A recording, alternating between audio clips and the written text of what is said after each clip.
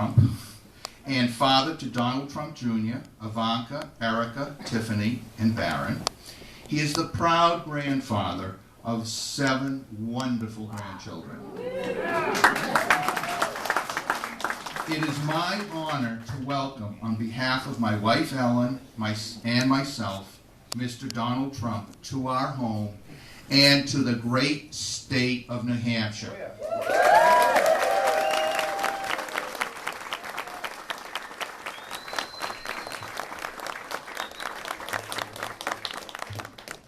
Wow, that's great, Steve. And I want to thank Steve and Ellen for destroying their home tonight. I don't think it'll ever be quite the same. And you hear that? And I didn't buy that. You know, that's a hell of a cue. Some set that broken glass up.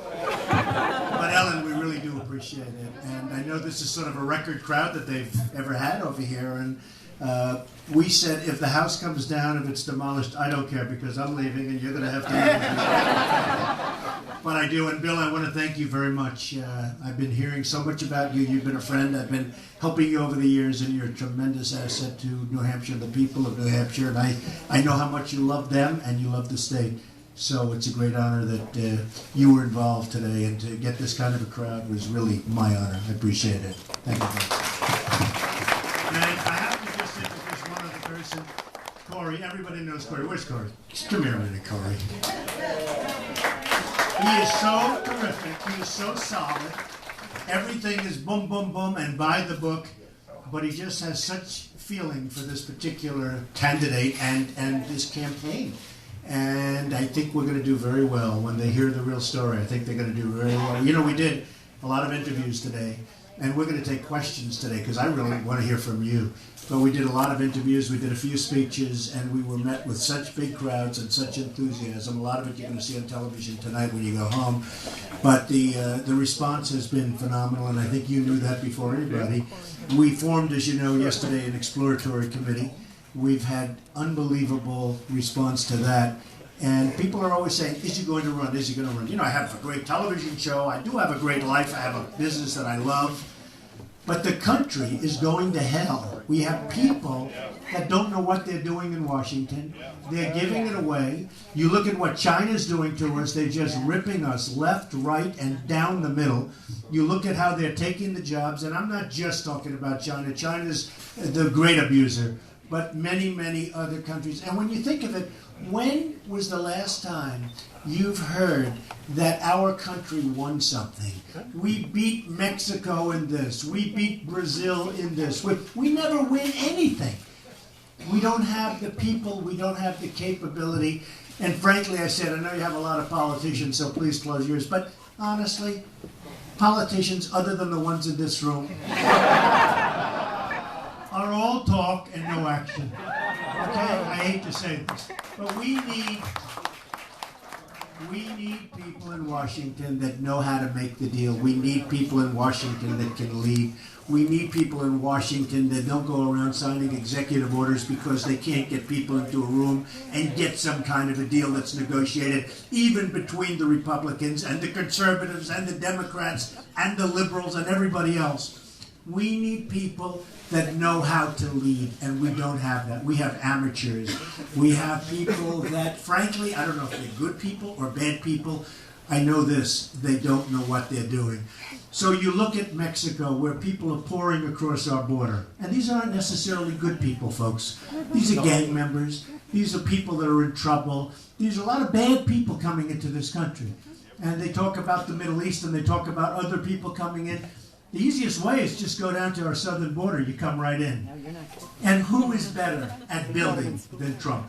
And who is better at building a fence than Trump?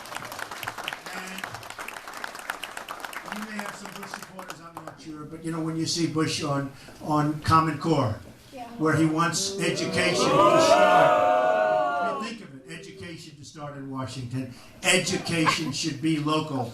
The people that know the children, that love the children, that know what the children should be studying and learning and enjoying. It should be a local thing. We spend billions of dollars in Washington. That money should be spent locally on education. And as far as immigration, we have to have that border. We have to have a strong border. We can't let people in. We can't afford it. We're a country that has $18 trillion in debt. Think of it. A number you never heard. 10 years ago, did you ever hear the word trillion? Now it's like commonplace. When we hit 24 trillion, that's a really significant roadblock because it's almost the point of no return. And we're going to be there soon.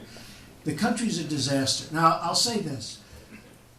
If I decide to run, and I think a lot of you are going to be very pleasantly surprised because I hate to see what's happening to our country. You know, I love what I'm doing. I love my jobs. I love my buildings. I'm building on Pennsylvania Avenue. I'm building Doral in Miami.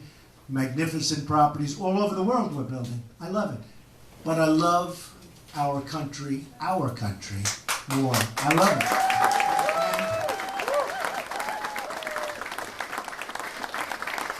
If we don't get started fast, our country is going to be Detroit. You know what happened to Detroit? It's happening to our country. We have a tremendous job ahead. With all of that being said, we also have a country with great potential. When we tell China that it's not going to happen anymore, you're not going to devalue your currency and take all the jobs. When we tell Mexico you're not sending all the people in, and on top of that, what you don't realize is economically, they've taken a lot of your jobs from New Hampshire.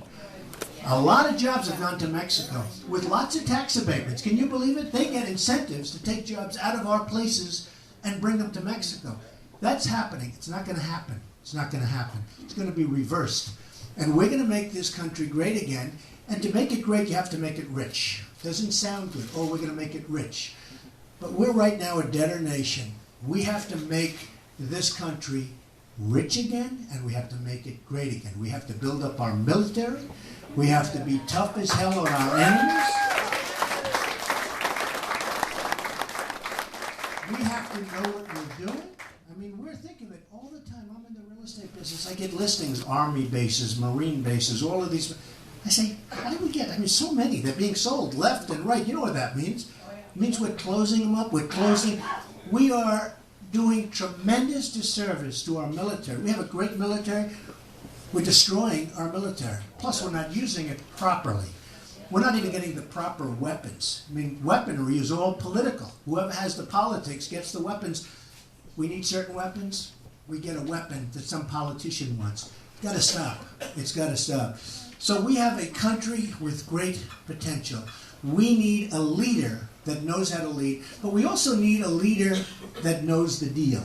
We can't let the world rip us off anymore, because that's what they've been doing. The world has been ripping us off like nobody has ever been ripped before.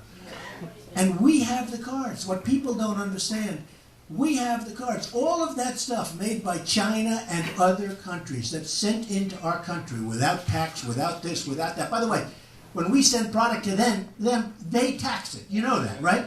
Yeah. They tax it. We don't. Because we have amateurs. We have checker players, and they have grandmaster chess players. Those are their negotiators. And we have guys that are diplomats, and they come from who knows where. They know nothing about business. They know nothing about economics. And honestly, we're led by a bunch of fools. That has got to stop. Now, I will tell you, thank you.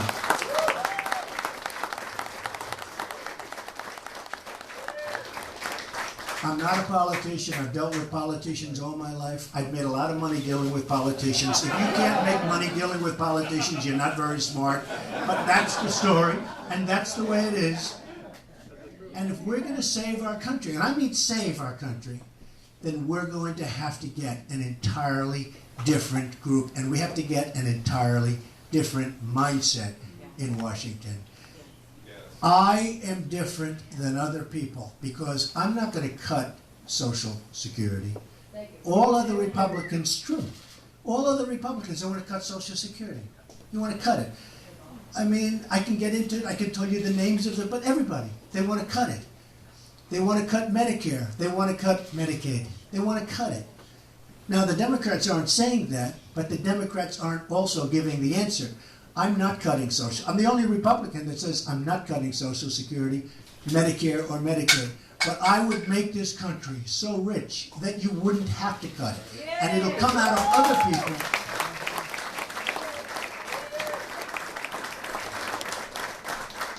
And it'll come from other countries that have had a field day. You know, Saudi Arabia makes $1 billion a day. We get nothing. We protect them. South Korea, I just ordered thousands of television sets. South Korea, LG, Samsung, all of them.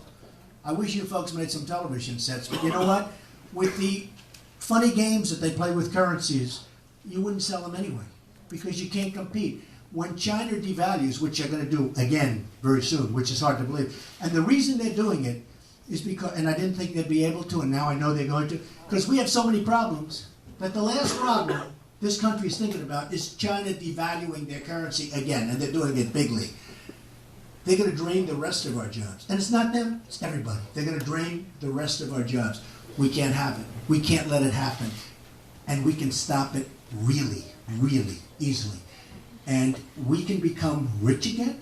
We can become great again. And that's the whole focus of what I'd be doing if I decide to run. It's we're going to make America great again. It's as simple as that. And it won't even be hard. Okay? So, I want to thank everybody for this record crowd. It's a record crowd, and we have record crowds. You know, at CPAC I had a record crowd. Sort of interesting. The press said, so-and-so had a big crowd, so-and-so had a big crowd. Donald Trump did that speech. They didn't say, but I had the biggest crowd, but they didn't say that. So, you know, so I have to say it myself. You know the expression? If the press won't say it, I'll say it myself. But this is a record, and this is a great crowd, and this is a friendly crowd, and these are great people. And what I say about New Hampshire, they're people that love the, because I've been here so much, and I don't mean in a political way. I have a lot of friends from New Hampshire. I have a lot of great people from New Hampshire. But I always say they work hard and they love the country. That's what I think when I think of New Hampshire. People that work hard and they really love the country. So we're going to do a job for this country. And this country, I mean, we are going to be great again. So with that, I want to do something. I want to take questions, and let's go.